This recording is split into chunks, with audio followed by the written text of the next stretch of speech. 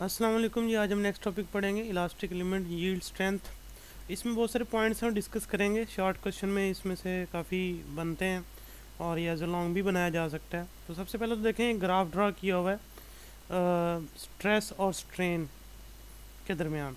यानी कोई भी एक डक्टाइल मटेरियल है, उसके ऊपर आप स्ट्रेस अप्लाई करते हैं, इंक्रीज़ करते हैं, और as a result strain produce होता है। तो उसकी हमने एक कर्व जो है वो ड्रा कर ली, उसके ऊपर डिफरेंट पॉइंट्स हैं वो डिस्कस करेंगे।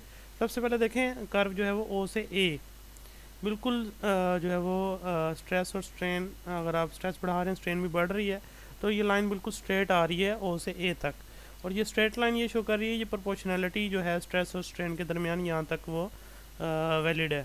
यानी ओ से लेके ए तक जो है वो प्रोपोर्शनैलिटी जो है वो उसके अंदर मौजूद है। लेकिन जैसे ही देखें ए से आगे चलते हैं, लाइन कर्व होती है, तो डेफिनेटली वो जो प्रोपोर्शनल लिमिट है वो यहाँ पे ख़त्म हो जाती है। और ये जो पॉइंट ए है, इसको हम प्रैक्टिकली ये कहते हैं कि ये इलास्टिक लिमिट है। यहाँ पे प्रोपोर्शनल लिमिट भी यहीं ख़त्म हो रही है स्ट्रेस और स्ट्रेन की, और प्रैक्टिकली कहते हैं ये इलास्टिक लिमिट है उस मटेरियल की। उसके बाद देखें, ए से बी जो है वो मटेरियल डी फॉर्म होगा, लेकिन बी पॉइंट से स्टिल वो वापस जो है ना वो रिट्रेस किया जा सकता है ओरिजिनल अपनी शेप की तरफ या डायमेंशन की तरफ। तो ये यील्ड पॉइंट है, यानी बी जो है प्रोपोर्शनलिटी लिमिट ख़त्म हो चुकी है, तो सिग्मा पी जो है ए के ऊपर, लेकिन उसके पास अभी भी एबिलिटी है कि वो वापस जो है ना अपनी original position, original shape dimension gain कर सकता है, कि जब आप उसकी स्ट्रेस रिमूव कर देंगे और वो पॉइंट बी पे जाके जो है ना वो यील्ड स्ट्रेंथ उसकी ख़त्म होती है। इसके बाद अगर बी से ऑनवर्ड चलें, तो डेफिनेटली कर्व तो बहुत ज़्यादा, यानी कि लाइन जो है बहुत ज़्यादा कर्वी होगी, तो इससे ये पता चल रहा है कि स्ट्रेन बहुत ज़्यादा प्रोड्यूस हो गया। अब इलास्टिक लिमिट क्रॉस हो चुकी, प्रोपोर्शनल लिमिट क्रॉस हो चुकी, यील्ड स्ट्रेंथ क्रॉस हो गई।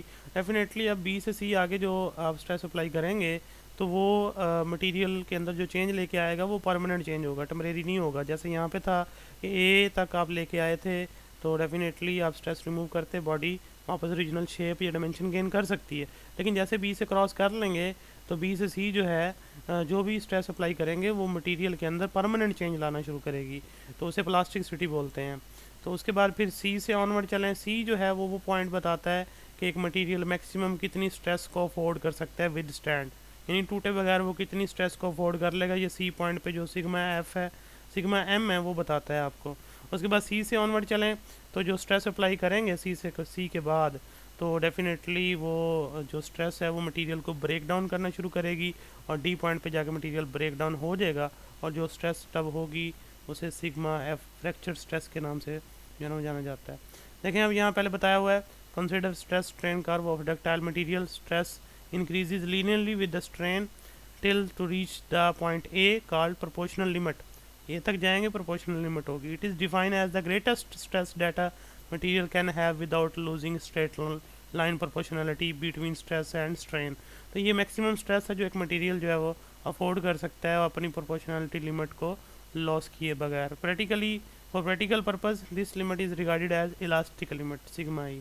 प्रैक्टिकली इसको इलास्टिक लिमिट बोलते हैं। अब इलास्टिक डिफॉर्मेशन की बात कर रहे हैं। The temporary deformation produced in the material, it can regain its original shape or dimension on removing the applied stress is called elastic limit।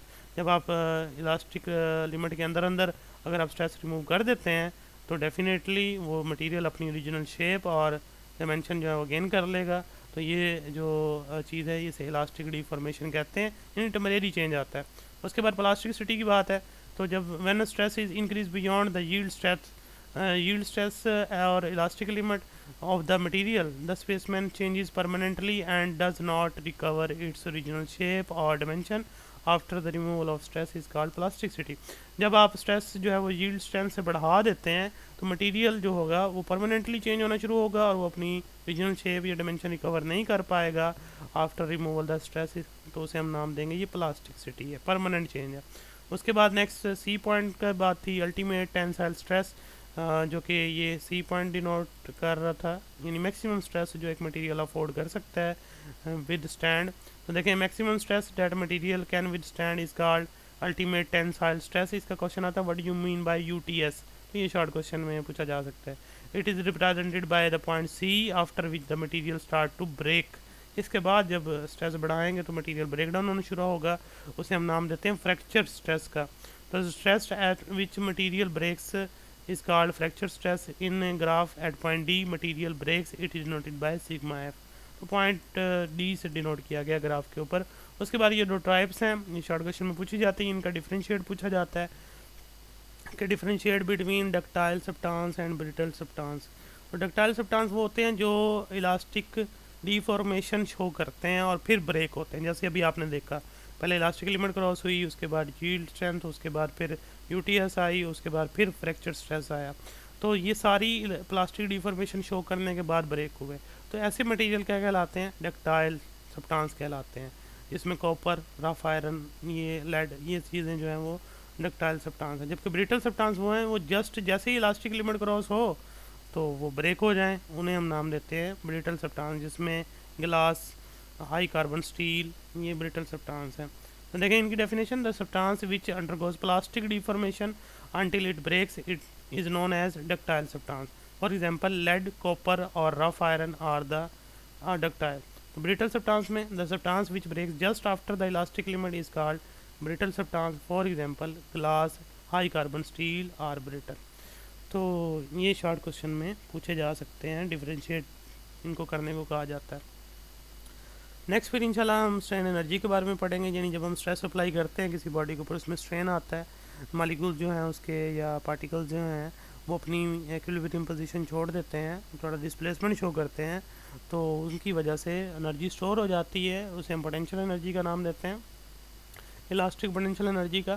तो वो जो एनर्जी स्टोर होगी टोटली एक मटेरियल, डीफॉर्म मटेरियल के अंदर, उसे हम नाम देंगे स्ट्रेन एनर्जी का। तो वो हम नेक्स्ट कैलकुलेट करेंगे और वो भी ग्राफिकली मेथड से होगी, और हम वहाँ जो उस मटेरियल को डीफॉर्म करने के लिए जो वर्क करेंगे वो आपको स्ट्रेन एनर्जी की वैल्यू देगा। तो नेक्स्ट वो डिस्कस करेंगे। तो ये एज ए शॉर्ट आपने तैयार करने हैं इसमें से जो बताए गए हैं, और एज ए लॉन्ग भी तैयार करना है। अल्लाह हाफिज़।